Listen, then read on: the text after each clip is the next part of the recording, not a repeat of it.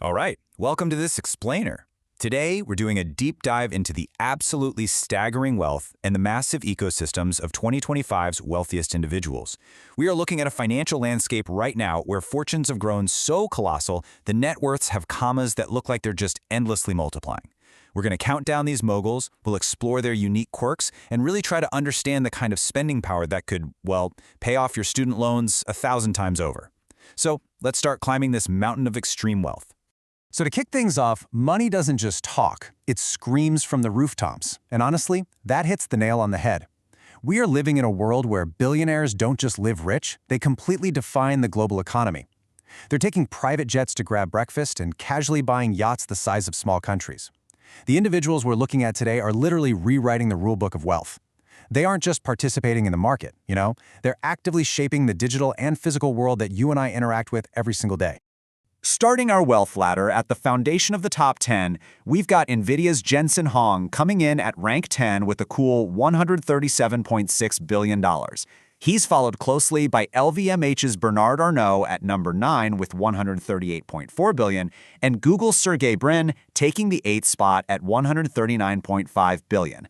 Think about what these three actually represent. I mean, if you've used any AI recently, you can thank Huang. His company is essentially the oxygen tank of artificial intelligence. Then you have Arnault, the godfather of luxury who controls over 70 brands like Louis Vuitton and Dior. And right above him, Sergey Brin, a guy who essentially typed how to get rich into his own search engine and became the answer. This pairing brilliantly illustrates the sheer contrast in modern wealth generation. Jensen Huang dresses like a tech rock star, right? He's practically ready to headline Coachella in that signature leather jacket of his, all while quietly stacking billions on silicon chips as this AI gold rush just keeps booming. But then, on the exact opposite end of the spectrum, you have the 76-year-old Arnault selling the ultimate dream of prestige. He makes you believe that a bag isn't just a bag to carry your stuff in, it's an entire lifestyle that you buy so you can be carried into a world of pure luxury. Moving a bit further up the ladder, we run into this really fascinating dynamic between rank 7 and rank 5. We've got the $181.2 billion Steve Ballmer directly contrasting with Google's elusive $145.9 billion co-founder, Larry Page. We're looking at two totally different ways of existing as a billionaire here.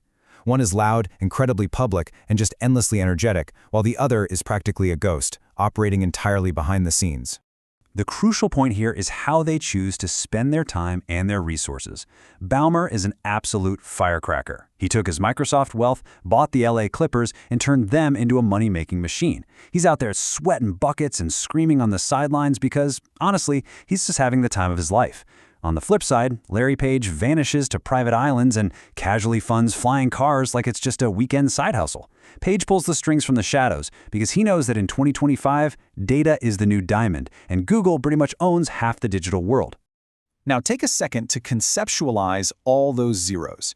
$233.4 billion. That massive figure represents Jeff Bezos crossing the 200 billion threshold at rank number 4. This is the man who made it entirely possible for you to order a sofa at 2 in the morning and have it sitting at your front door the very next afternoon. Because Amazon is no longer just a marketplace, is it? It's a global ecosystem. From cloud computing to streaming your favorite shows to delivering your groceries, Bezos' fingerprints are absolutely everywhere. He might have stepped back as Amazon CEO, but he definitely hasn't stepped away from the wealth. Today, he's spending those billions on Blue Origin space rockets, posting shredded selfies on Instagram, and buying yachts so incredibly massive they actually require cities to dismantle and move their bridges just to get them out into the ocean. I mean, that's not just a flex, that's a literal traffic hazard.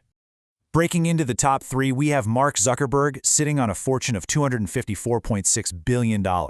He still rocks that college sophomore hoodie like it's a royal crown. But do not let that fool you for a second. This is a man who has completely rewired the modern world. He could literally buy every designer brand on earth in a single afternoon, but he intentionally chooses to look like he just pulled an all-nighter coding in his dorm room.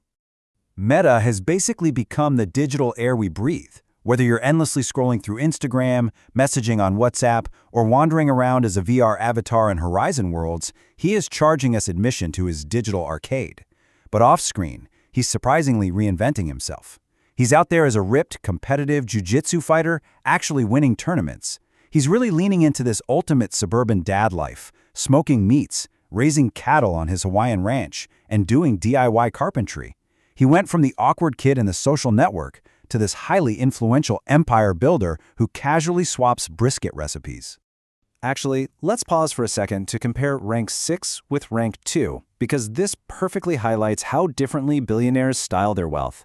We have the legendary Warren Buffett. At 94 years old and worth $145.6 billion, his wealth is built on boring, steady patience. He still eats a McDonald's breakfast, lives in the exact same house he bought in the 1950s, and uses a flip phone. Now compare that incredible modesty to Oracle founder Larry Ellison at number 2 with $262.2 billion.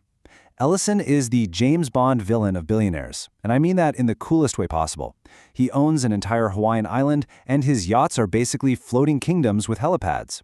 He proves that extreme wealth doesn't have to be modest. It can be incredibly cinematic. So, we've seen the luxury kings, we've seen the tech ghosts, and the cinematic playboys. But who is actually sitting at the very peak of this 2025 wealth mountain?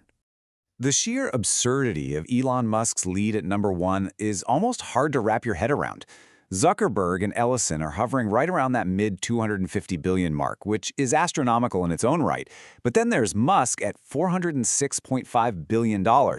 He is in a completely different stratosphere. His wealth is so vast that even if he somehow misplaced $100 billion, like how you or I might lose a sock in the dryer, he would still absolutely dominate this list as the ultimate outlier. Musk isn't just accumulating money anymore. He's turning science fiction into daily headlines. He is running entire industries all at the exact same time. Electric cars with Tesla, landing reusable rockets with SpaceX, dominating the daily news cycle with X, and pushing the boundaries of artificial intelligence with XAI. Every single Tesla on the road is a moving billboard for his vision, and every rocket launch is a promise of a multi-planetary future. He proves that his real wealth doesn't just sit in a bank account. It lies in his cultural gravity and his unparalleled power of myth-making. He's pretty much the closest thing we have to a real-life Tony Stark. So what does this all mean for us? Why does it matter? Well, it matters because these fortunes don't just sit in underground vaults, gathering dust. They are highly active. These 10 individuals are actively shaping our daily lives.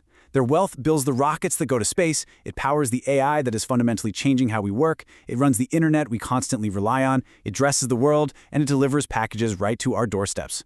Every single fortune we've looked at today is a story of intense innovation, deep obsession, and rewriting the fundamental rules of the global economy. I'm going to leave you with that provocative thought to chew on.